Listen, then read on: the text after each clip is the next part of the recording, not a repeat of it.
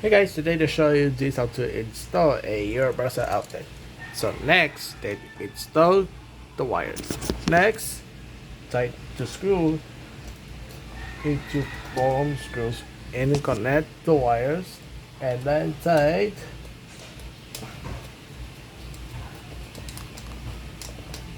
the side screws. Next, tight the side screws. Then tight. Next, tight the side screws. And one tight. Tight.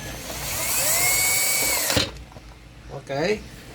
So next, tight the side screws tight. Okay. Tight the side screws. Oh. Okay. So the tight properly. And then tight. And then tight the side screws. Okay, so let's turn the power back on. Ready to go. Okay, testing. There it goes, it works.